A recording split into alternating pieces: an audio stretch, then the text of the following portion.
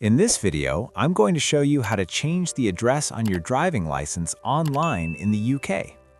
First, open the link in the description to open the official gov.uk website link. Once the page opens, click on Start Now to begin the process. You can update the address on both full and provisional licenses, and the process is completely free.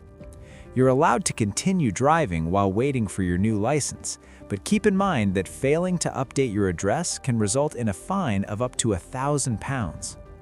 Before you start, make sure you have the following ready: your driving license, your addresses from the past 3 years, proof that you are a resident of Great Britain.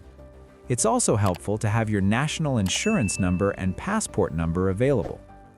Follow the on-screen steps and enter your new address when prompted. After submitting the form, your new driving license will be sent to you by post.